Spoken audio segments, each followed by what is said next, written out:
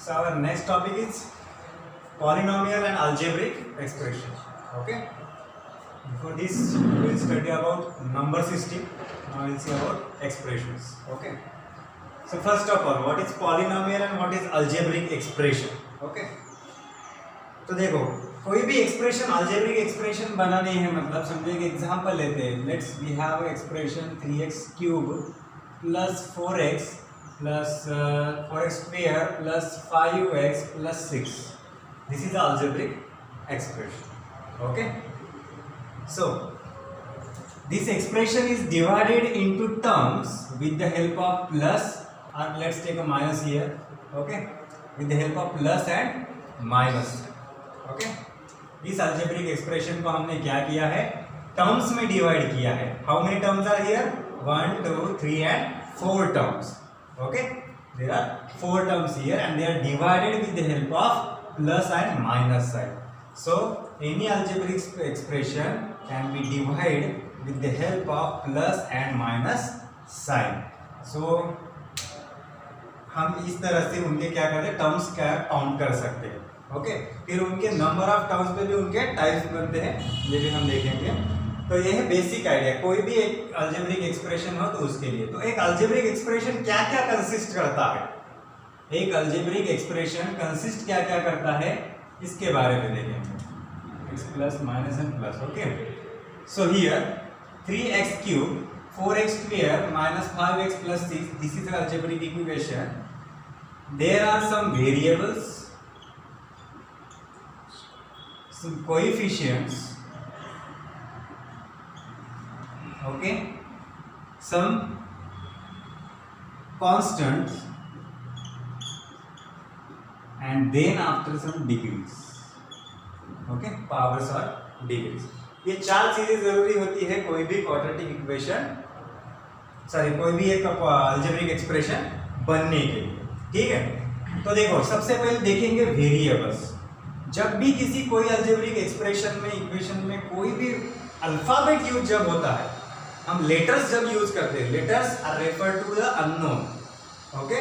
जो चीज मालूम नहीं है, जो वैल्यू मालूम नहीं है, हम उसकी जगह पे क्या अज्यूम करते हैं, वेरिएबल यूज करते हैं. ठीक है. वो लेटर्स यूज करते हैं. तो ये होते हैं वेरिएबल्स. ओके. वेरिएबल्स क्या, तो जो भी लेटर्स हम यूज करते हैं, this is a proper phrase. Okay. Algebraic expression मतलब क्या होता है, जैसे मैंने पहले कहा था कि एक फ्रेज होती है. ओके. जब इक्वल्स टू समथिंग मिल जाता है, समझो 0 मिल जाता है, तो एक कंप्लीट सेंटेंस बन जाता है. अब सेंटेंस में लेटर्स भी यूज होते हैं, तो उनको हम कहते हैं वेरिएबल्स. ओके. अब उन्हीं वेरिएबल्स के साथ जो मल्टीप्लिकेशन में होते हैं, जब भी एक नंबर और एक वेरिएबल साथ में होते हैं, तो इसका मतलब वो दोनों मल्टीप्लिकेशन में है. ठीक है. और ऐसे ही अगर किसी वेरिएबल के सामने अगर कोई नंबर आता हो, तो उन्हें कहते हैं कोएफिशिएंट्स. तो उन्हें कहा जाता है कोएफिशिएंट्स. तो कोएफिशिएंट कौन कौन से होते हैं, यहाँ पे कोएफिशिएंट 3 है, यहाँ पे कोएफिशिएंट 4 है, यहाँ पे कोएफिशिएंट -5 है, या कोएफिशिएंट 6 है. ठीक है.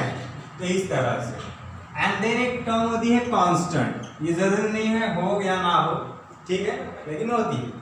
तो कांस्टेंट मतलब ऐसी वैल्यू जिसके साथ कोई वेरिएबल ना हो. ठीक है. मतलब ओनली अ नंबर, सिर्फ एक नंबर होना चाहिए. ओके. अब इन सब की value according to the value of x change होती रहेंगी. ओके. अगर x की वैल्यू 1 लोगे तो ये 3 बनेगा. अगर x की वैल्यू 2 लोगे तो ये कंप्लीट वैल्यू 24 बनेगी. ठीक है. तो इस तरह से ये चेंजेस होती जाएंगे. लेकिन 6 पे कोई फर्क गिरेगा क्या? नहीं, क्योंकि उसके साथ कोई वेरिएबल नहीं है जो अपनी वैल्यू चेंज करता रहे. ठीक है. तो उसे कहते हैं constant. Constant mean a complete whole number जिसकी वैल्यू कभी चेंज नहीं होती. ठीक है. And then will see about degrees. What is degrees? ठीक है. ऐसे तो हम क्या कहते हैं, किसी भी टर्म का जब हम रेस टू पावर देते हैं तो उनको पावर ही कहते हैं हम. ठीक है. लेकिन डिग्री क्यों कहा जाता है? ठीक है. तो इन केस में इस पूरे इक्वेशन में हाईएस्ट पावर्स कौन कौन से हैं, तो 3 है, 2 है, हियर नथिंग मतलब 1 है. एंड कांस्टेंट का कुछ भी पावर ना हो होता है तो वहां पे 0 होता है. कांस्टेंट की क्या होता है, पावर 0 होता है. ठीक है. तो इन सब में सबसे ग्रेटर वैल्यू कौन सी है, this 3. So 3 is the degree. Okay, degree क्या किसको कहा जाता है, तो ये समझ लो हाईएस्ट पावर को डिग्री कहा जाता है। जितने भी पावर्स हमारे पास है पूरे अलजेब्रिक इक्वेशन में, उसमें से सबसे हाईएस्ट जो होता है उसे डिग्री कहा जाता है। सो अगर आपको कभी क्वेश्चन में वैसा पूछा जाए कि what is the degree of this polynomial, then the highest power will be your degree. Okay, so these are the basic of variable, coefficient, constant and degrees. This combinedly called algebraic expression. इन सबको मिलाकर जब एक कोई equation बनती है तो उसे हम क्या कहते हैं, algebraic expression कहते हैं। ठीक है, अब देखेंगे उसके बाद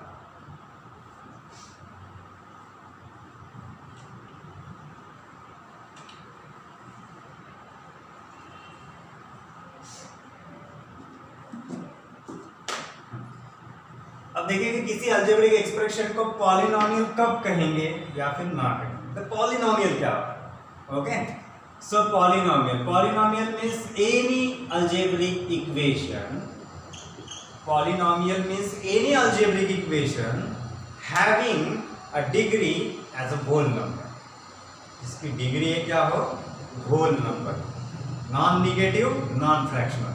ओके, निगेटिव भी नहीं होनी चाहिए और फ्रैक्शनल भी नहीं होनी चाहिए, या फिर इन अंडर रूट भी नहीं होनी चाहिए, कंप्लीट होल नंबर होना चाहिए।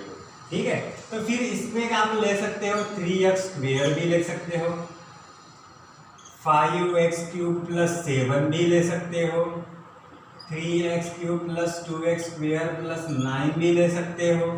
ऐसे बहुत सारे एग्जांपल्स हैं जिसको आप पॉलिनोमियल कह सकते हो। ओके, पॉलिनोमियल कुछ भी, कोई भी अलजेब्रिक इक्वेशन हो जाएंगी जिसमें कोएफिशिएंट हो, वेरिएबल हो या फिर कांस्टेंट हो। ओके, तीनों भी हो या तीनों में से एक एक भी हो, कोई फर्क नहीं पड़ेगा, तो सबको पॉलिनोमियल कहा जाएगा। Even 9 is only a polynomial, सिर्फ 9 भी हो हमारे पास तो वो भी पॉलिनोमियल है, सिर्फ 5 भी हो तो वो भी पॉलिनोमियल है, उसको भी पॉलिनोमियल हम कह सकते हैं। ठीक है, बस कंडीशन क्या है बेसिक, कि it's power must be non negative and non fractional. Okay, उसकी पावर जो है वो कभी भी उसमें से किसी भी टर्म की पावर जो है वो निगेटिव नहीं आनी चाहिए और फ्रैक्शनल नहीं आनी चाहिए। अब ऐसा कब कब हो सकता है, ठीक है, तो उसके मतलब कोई पॉलिनोमियल ना हो तो ऐसे कौन कौन से चांसेस है। ठीक है, तो अगर x³ + 1/x² + 3 ऐसी अगर इक्वेशन है तो यहाँ पे भले हमारे फर्स्ट जब पहली बार हम देखेंगे तो समझ में आएगा कि सब पॉजिटिव ही दिख रहे हैं, लेकिन जब इसको हम स्टैंडर्ड फॉर्म में कन्वर्ट करेंगे तब जाके हमें क्या मालूम होगा कि दिस इज x⁻², बिकॉज कभी भी डिनोमिनेटर में डिग्री आती है, पावर आता है, तो उसको स्टैंडर्ड फॉर्म कन्वर्ट करते वक्त वो निगेटिव हो जाता है। ठीक है, तो ये उसका स्टैंडर्ड फॉर्म है, तो अगर ऐसा स्टैंडर्ड फॉर्म मिल रहा है यहाँ पे मतलब निगेटिव मिल रहा है, तो पॉलिनोमियल के लिए हमें क्या होना चाहिए, नॉन निगेटिव होना चाहिए। तो इसका मतलब this is not a polynomial, this is not a polynomial.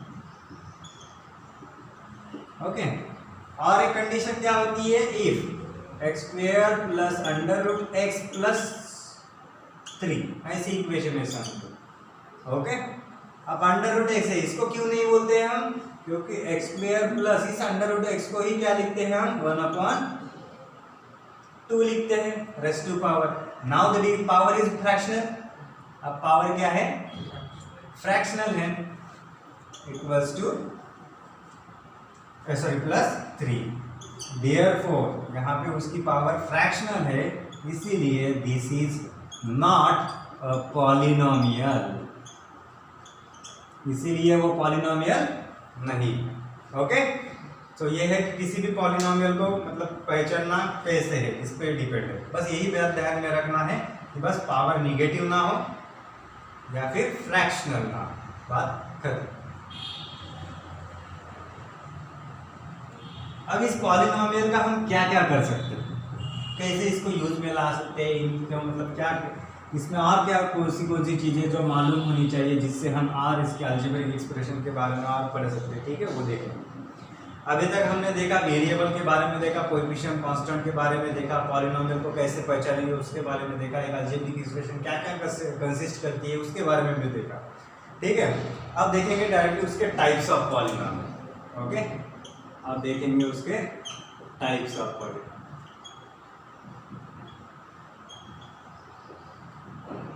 Okay, तो टाइप्स ऑफ पॉलिनोमियल में कुछ टाइप्स बनते हैं with respect to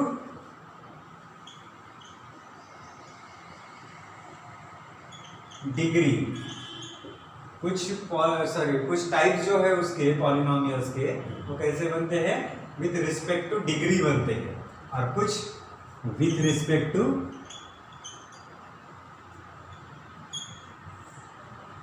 terms, number of terms,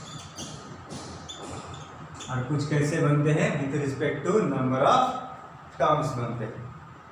तो अब विथ रिस्पेक्ट टू डिग्री बनने वाले कितने हैं, तो सबसे पहले नंबर लगेगा हमारा लीनियर पॉलिनोमियल। लीनियर पॉलिनोमियल में सब linear equations. Okay, how many what are the linear equations, तो उसमें आती है linear equation in one variable and linear equation in two variable, जो हम ज्यादातर देखते हैं। ठीक है, तो लीनियर इक्वेशन वन वेरिएबल मतलब 3x + 2 = 5 लो, कोई फर्क नहीं पड़ेगा, ये भी क्या है आपकी एक लीनियर पॉलिनोमियल है। ओके, अगर ये भी नहीं +5 नहीं लिखा तो भी चलता है, 3x + 2। ओके, इसके अलावा आप 4x + 7y, इसको भी लीनियर पॉलिनोमियल ही ले सकते हो, क्योंकि दो टाइप्स के वेरिएबल है, लेकिन दोनों भी वेरिएबल्स की क्या है, डिग्री 1 ही है हाईएस्ट। लीनियर में क्या कंडीशन है कि किसी भी वेरिएबल की डिग्री जो है वो क्या होनी चाहिए, 1 ही होनी चाहिए। 1 से ज़्यादा अगर होती है तो वो लीनियर पॉलिनोमियल में नहीं आएगा, और 1 से छोटी होती है तो वो तो पॉलिनोमियल में नहीं आएगा। ठीक है, so these are the examples of linear polynomial. Second one is quadratic polynomial, इसको हम कहते हैं क्वाड्रेटिक इक्वेशन भी कहते हैं। ठीक है, उसमें क्या आता है कि कोई भी इक्वेशन हो उसकी हाईएस्ट डिग्री जो है वो 2 से बढ़कर नहीं है, y² + 7y - 4। ओके, अगेन आप ले सकते हो 3y² 3y - 5y², ऐसे कोई भी इक्वेशन। ठीक है, ऐसी कोई भी इक्वेशन, बस उसमें जो हाईएस्ट डिग्री है वो 2 ही होनी चाहिए, तभी जाके उसको हम क्वाड्रेटिक पॉलिनोमियल कहेंगे, क्वाड्रेटिक इक्वेशन कहेंगे। आया समझ में?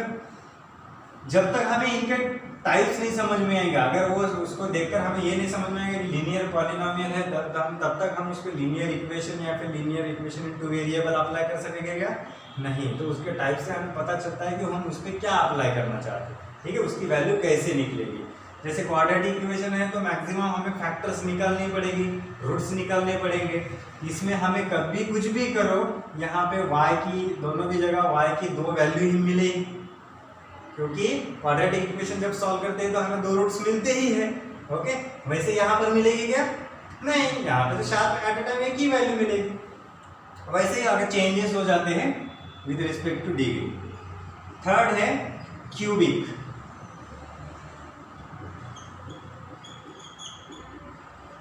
Okay, cubic polynomials means simple, highest degree must be 3। Okay, x³ - 7x 5 - z³ etcetera. Okay, are cubic polynomial. Simple है, जब हाईएस्ट डिग्री 3 दिखे तो वो क्यूबिक पॉलिनोमियल। ठीक है, एंड द लास्ट वन और एक देख लो कि बाय क्वाड्रेटिक।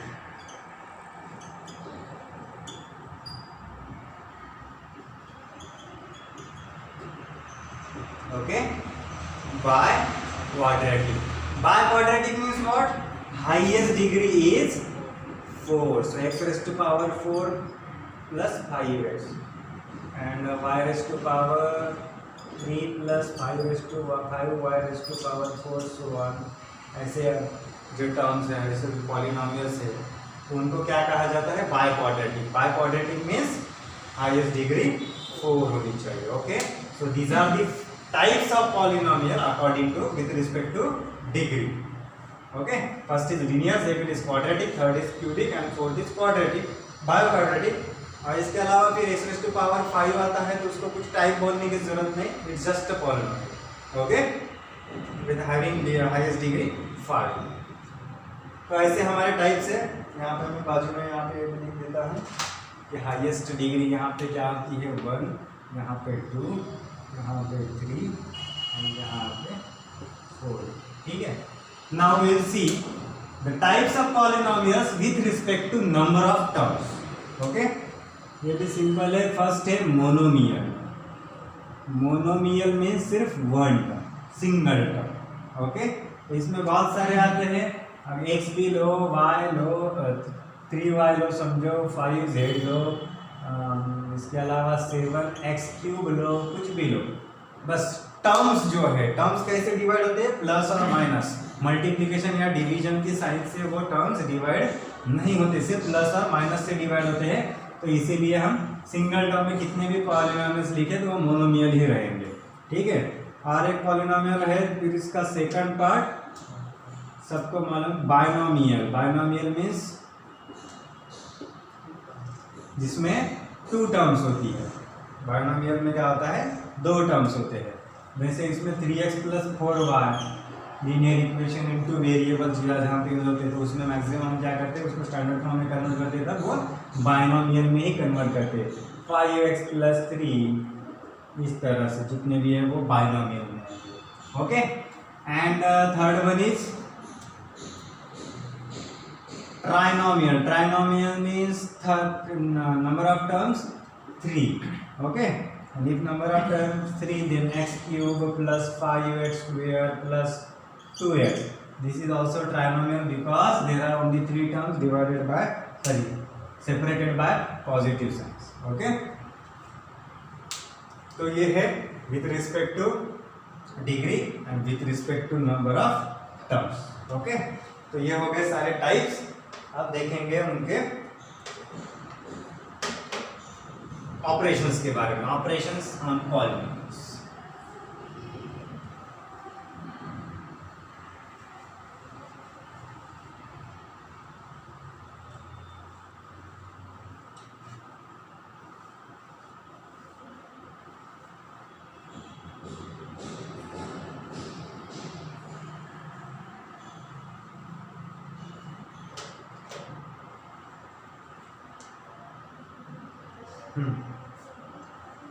अब देखेंगे operations on polynomials.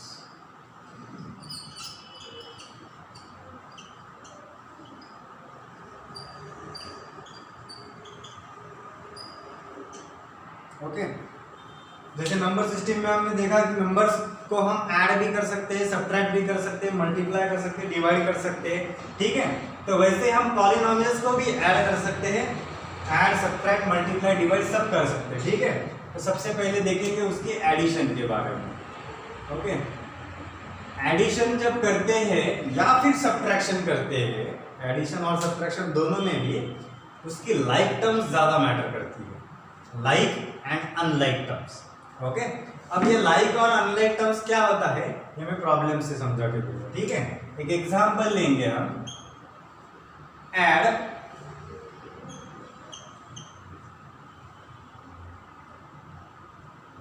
8b - 7c + 4a,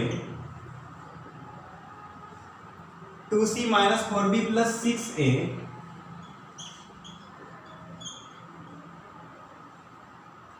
and 7a - 21c + 14b.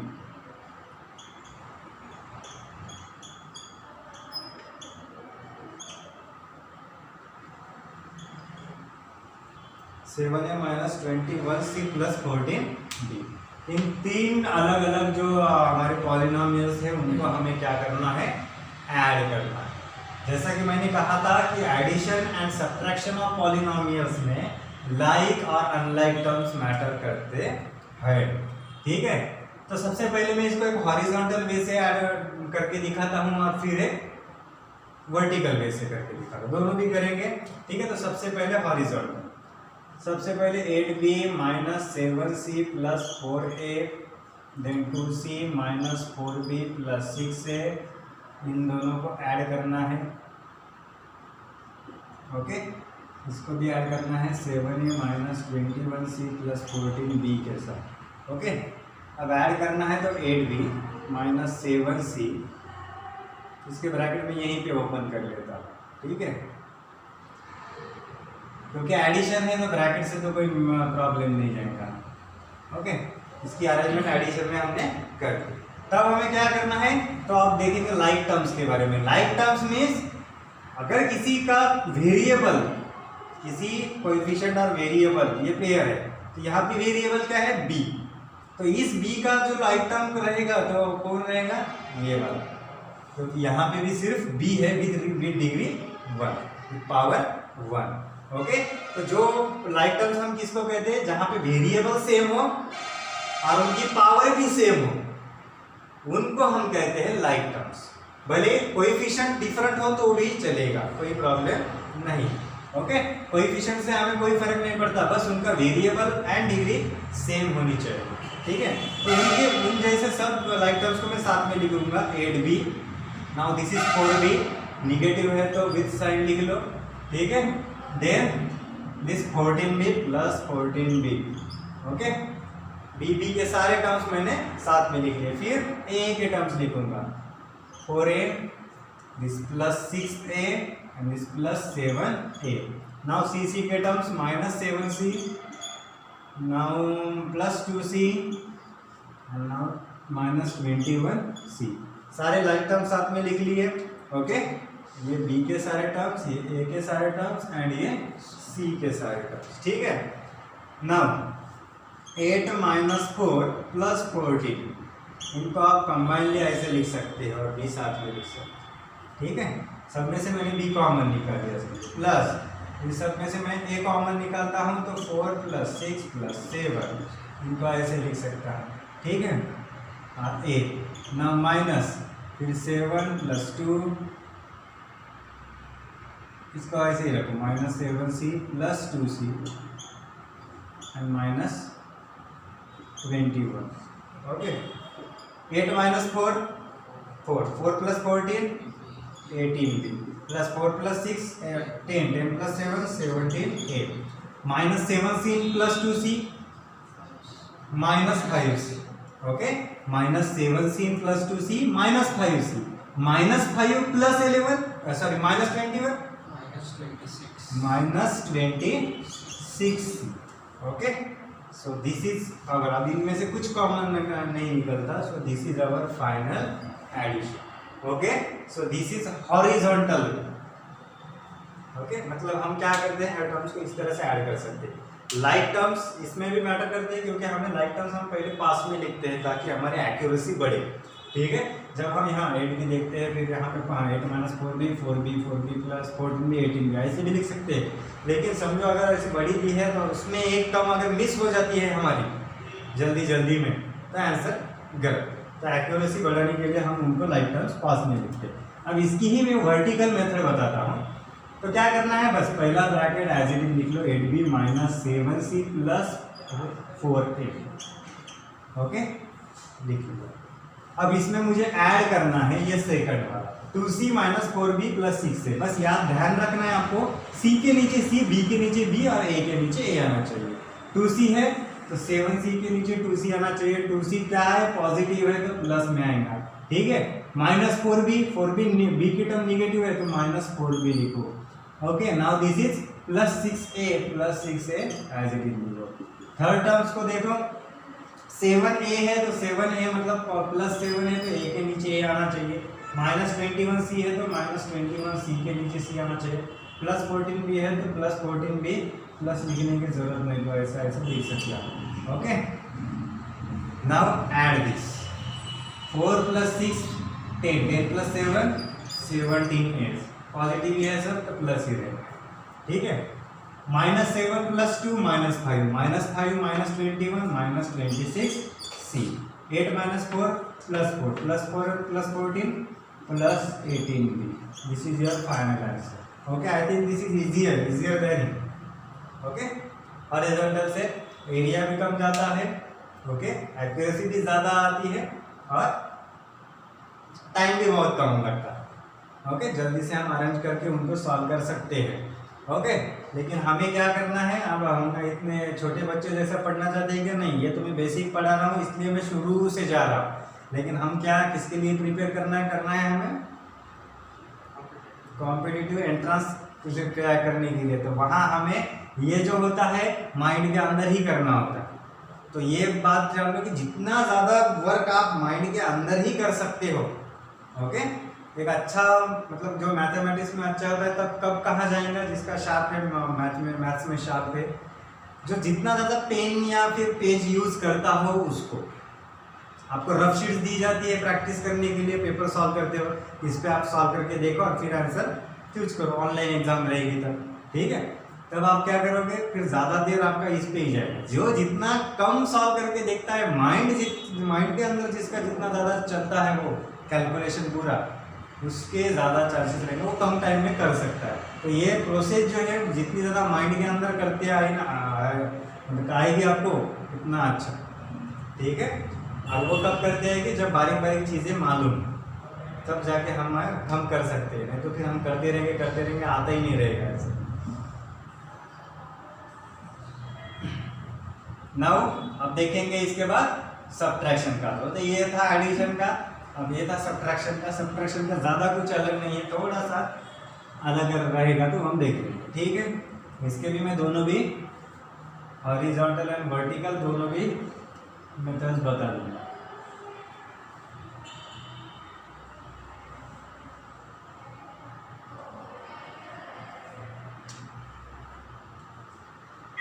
अब देखेंगे सेकंड ऑपरेशन सब्ट्रैक्शन,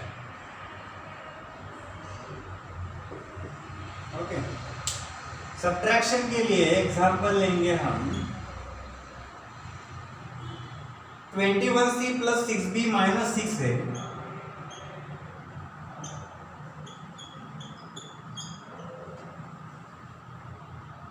माइनस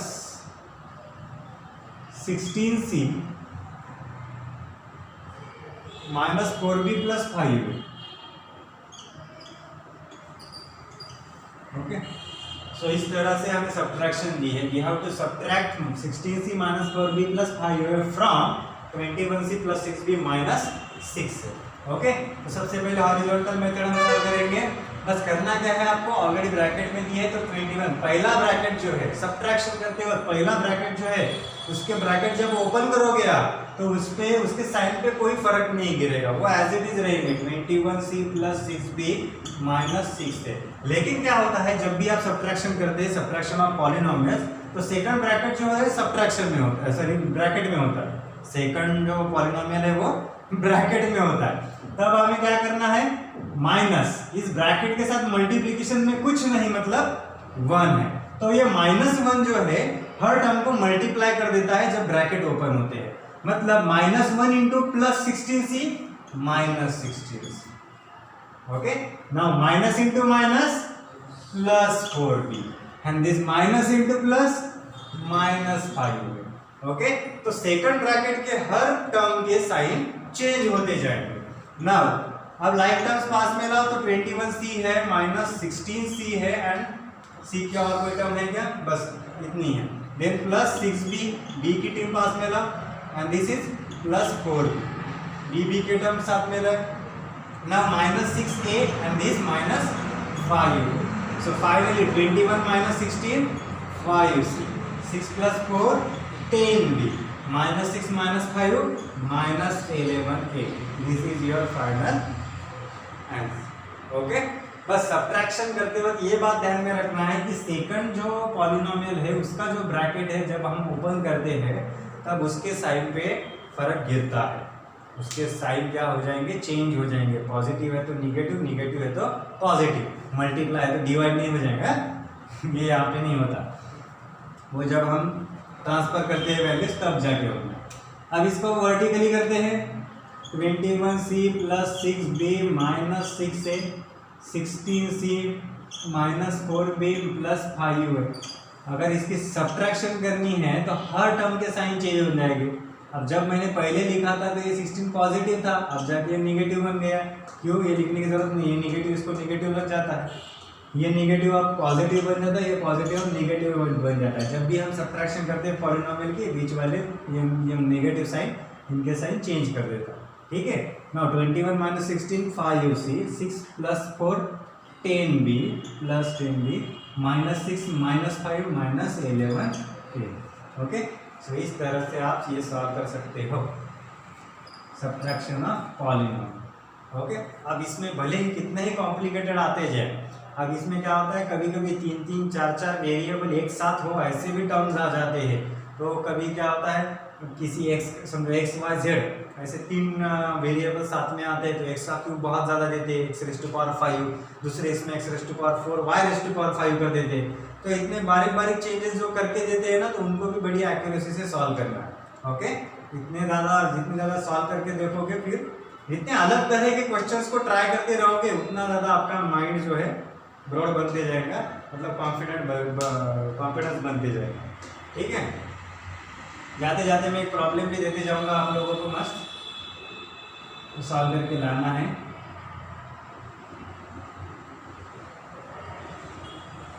अब एडिशन हो गई, सब्ट्रैक्शन हो गई, अब देखेंगे हम मल्टीप्लिकेशन।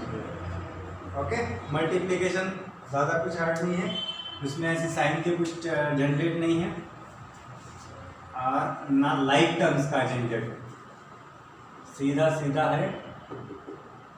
ओके, एग्जाम्पल लेंगे कि multiply 3x minus 5 plus 6x square, 3x minus 5 plus 6x square by 5x plus 3। Okay, इन दोनों की मल्टीप्लिकेशन करनी है। ओके, कम टर्म्स किस पॉलिनोमियल में दिख रहे हैं? इसमें। तो क्या करना है, इन छोटे से बड़े को मल्टीप्लाई करना। सबसे पहले 5x से मल्टीप्लाई करोगे आप किसको? इस पूरे ब्रैकेट को। ठीक है, so 3x minus 5 plus 6x square, now this plus sign here and now this 3 here and again multiply by 3 to this polynomial 3x minus 5 plus 6x square. So in next term 5x into 3x, 5 3s are 15. Okay, 5 3s are 15, x into x square. Now plus 5 into minus 5 minus 25, x into nothing means x लेना ही है। ठीक है, plus 5 into plus 6 plus 30, x into x square x cube। ठीक है, ये हो गया पहले ब्रैकेट्स की मल्टीप्लिकेशन पूरी। अब सेकंड पे आएंगे, plus 3 into plus 3 plus 9 and this x plus 3 into minus 5 minus 15 plus 3 into 6 plus 6 plus 18 and this x square. Now you can bring all the like terms near। एक square की term है, वो एक 18 square, last वाला ये भी एक square है, उनको साथ में लेकर एडिशन अब कर रहे हैं तो यहाँ पे लाइक टर्म्स मैटर करेगा। नाउ ये minus 25x this plus 9x। Okay, अब इसमें चेंजेस क्या है, अलग अलग क्या है, यहाँ पे एक क्यूब वाली जो टर्म है वो है अलग, वो किसी के साथ नहीं आएंगे, उसका कुछ काम नहीं है। And this minus 15 only constant, वो अलग रहेगा। हमें करना है इन दोनों का है तो ये लाइक टर्म्स है, बिकॉज यहाँ पे same variable with same power है। ओके, सिमिलरली यहाँ पर same variable with same power, तो इन दोनों का कुछ हो सकता है लेकिन इनका कुछ नहीं होगा। 15 प्लस 18 33 एंड साथ में लगेगा x square common. Okay, minus 25 plus 9 minus 14। Okay, 14 और 16 minus 16 and x. Now this is plus 13x cube as it is and minus 50. Okay, अब यहाँ तक भी रख सकते। ओके, सो इस तरह से हम करते हैं मल्टीप्लिकेशन। मल्टीप्लिकेशन में हमें जब एक ब्रैकेट से दूसरे ब्रैकेट को मल्टीप्लाई करते हैं तब हर ब्रैकेट के हर टर्म से हमें दूसरे ब्रैकेट को मल्टीप्लाई करना पड़ता है। ओके, जब तक ईच एंड एवरी टर्म एक दूसरे को मल्टीप्लाई नहीं करेगी तब तक ये मल्टीप्लिकेशन कंप्लीट नहीं होगी। ठीक है, तो ये बात ध्यान में रखना है, कोई भी मतलब मिसिंग नहीं रहना चाहिए। अब मल्टीप्लिकेशन हो गई। अब इसके बाद देखेंगे, ये तो सबके लिए एक एक टाइप सी थे। ओके, इसके बाद जो कंसेप्ट है हमारा क्या है, division of polynomial. Division 3 type से होती है और वो तीनों भी टाइप हम देखेंगे। ठीक है, तीनों भी टाइप हमने इससे पहले देखे हैं, पढ़े भी है। ओके, आपको हुआ है। कौन कौन सी मेथड है डिवीजन के लिए, डिवीजन ऑफ पॉलिनोमियल्स के लिए? Long division method, synthetic division method, and third one is linear division method। मालूम है सबको? लीनियर, सिंथेटिक एंड लीनियर एक साथ ही आते थे ज्यादातर। ठीक है, तो अब हम देखेंगे division. our fourth operation is division। divide 20x square plus 37x plus 50, 20x square plus 37x plus 50 by 4x plus 5। Okay, हमें इनको डिवाइड करना है। तो सबसे पहले मैं लेता हूँ लॉन्ग डिवीजन मेथड, और फिर लेता हूँ synthetic division method, and then लेता हूँ मैं लीनियर डिवीजन मेथड। ठीक है, तो सबसे पहले लॉन्ग डिवीजन।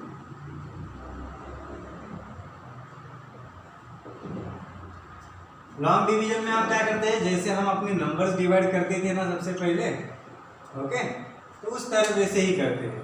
तो यहाँ पे जो डिविडेंड है, मतलब हमें जिसको डिवाइड करना है वो यहाँ पर लिखते हैं। ओके, एंड देन जिससे डिवाइड करना है, मतलब डिवीजर है जो, वो यहाँ पर। ठीक है, अब देखो लॉन्ग डिवीजन करते वक्त हमें टारगेट क्या रखना है, इसकी पहली टर्म और इसकी पहली टर्म, डिविडेंड की पहली टर्म है, डिवीजर की पहली टर्म। यहाँ पे 4x है, यहाँ पे 20x स्क्वायर है, यहाँ पे सिर्फ एक ही x है, यहाँ पे 2x है। तो हमें और कितने x की जरूरत पड़ने वाली है, और एक x की जरूरत पड़ने वाली है। यहाँ पे 4 है, यहाँ पे 20 है। 4 से 20 को डिवाइड करने के लिए किससे मल्टीप्लाई करना पड़ेगा, 5 से। ओके, सो 4 5 से 20 बनता है। अब देखो इस फर्स्ट टर्म को इस 5x से मल्टीप्लाई करेंगे तब ये एग्जैक्टली फर्स्ट टर्म मिलेगी आपको।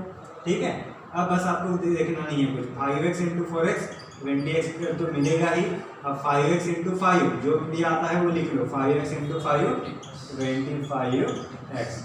नाउ सब्ट्रैक्शन करते हैं हम कभी भी लॉन्ग डिवीजन में, यहाँ इस स्टेप में हम डिवीजन सब्ट्रैक्शन ही करते हैं। ये निगेटिव का साइन आगे के टर्म्स के क्या कर देता है, साइन चेंज कर देता है। तो ये साइन चेंज कर दी, अब ये सेम टर्म से कैंसिल हो जाएंगे। Plus 37 minus 25, how much, 12x obviously. Okay, and the next term plus 15। Okay, अब फिर से वही, यहाँ पे x है, यहाँ पे x है, एक ही x है तो और x लेने की जरूरत नहीं। ये पॉजिटिव है, ये पॉजिटिव है, तो यहाँ पे ऑब्वियसली पॉजिटिव ही आएगा। 4 को किससे मल्टीप्लाई करोगे आपको 12 मिलेगा, 4 3 12 मिलेगा। ठीक है, अब हो गया, आपको किससे मल्टीप्लाई करना है ये कंफर्म, तो बस 3 into 4x 12x and 3 into plus 5 plus 50। Okay, अब जाके आप सेम टर्म्स में से सेम टर्म्स सब्ट्रैक्ट करोगे तो ऑब्वियसली रिमाइंडर 0 मिल गया। So this is your quotient, this is your dividend, this is your division and this is your remainder. Okay, and we know the form of, that is Euclid's division lemma, based upon dividend is equals to division into quotient plus remainder. So if we multiply both of these, division and quotient, and if it add to the remainder, we'll get this dividend. Okay, so this is complete long division method. Now we will see about synthetic division method. Okay, synthetic division method के लिए हम थोड़ा अलग problem लेंगे, क्योंकि ये तो synthetic division में नहीं आएगा, क्योंकि इसका डिवीजन प्रॉब्लम करेगा। ठीक है, तो इसके लिए हम और एक एग्जांपल लेते हैं।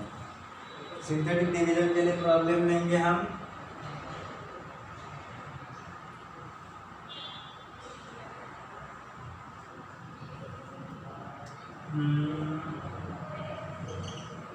X cube plus 4x square plus 3x minus 7 divided by x plus 3।